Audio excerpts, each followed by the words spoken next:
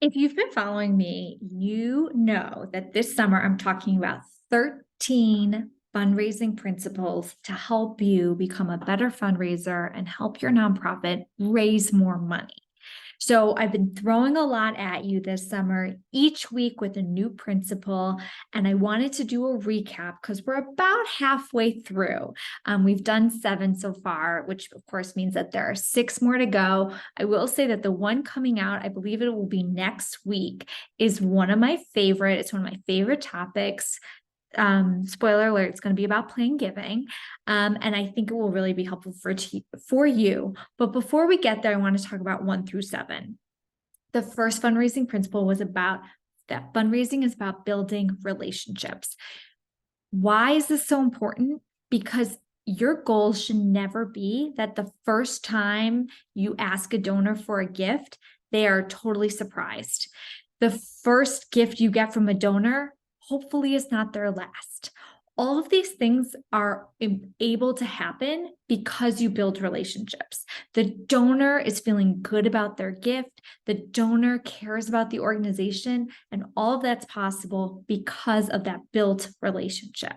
So that is number 1, and it should be throughout every single thing you do when you're working in fundraising.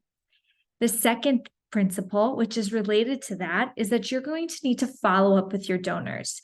Your donors are busy people, and it's not their job to know when their last gift was or how much they owe you or all of that.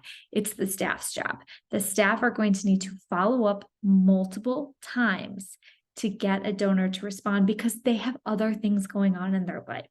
So it's really, really important that you take the time to follow up with your donors. Number 3, as you're thinking about your donors and you're saying, well, we need new donors, who should we go to? You should look at who you already know. And that's number 3. Look at who you already know. Chances are your next major donor is already sitting in your database. You need to build relationships so that you know who is potential. You need to follow up with them and get to know them even better so you learn about what they're interested in and why they give. And that's why you need, and then look at who you already know so you can start to make those asks. Number 4, as you're making those asks, your message to donors needs to start with the why. Why does your organization exist? Why is funding needed? What's next? Not how your organization operates or what your organization does day to day.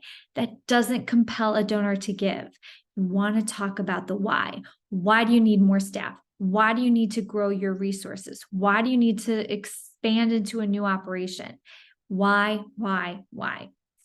Number 5, as you ask your donors for donations, you have to make it a question and then wait for the answer. So as you're getting to know them and you're following up with your donors and you're talking to people who are already in your system and you're talking to them about the why, you finally are in a meeting and you ask them for a gift and you need to wait for them to respond.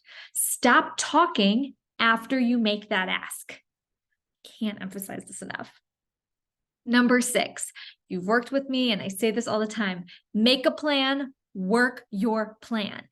Fundraising, you need to prepare. You need to think about it. You can't just say, oh, we're going to raise a couple $1 million and I don't really know how it's going to happen. You've got to think about what you've done in the past. Where's their opportunity? Look at the whole picture. Look at different revenue streams, but make a plan. And then importantly, work that plan. Don't just spend a lot of time planning. Go out and talk to your donors. Follow up with your donors. And number 7, this is where we are so far. Test.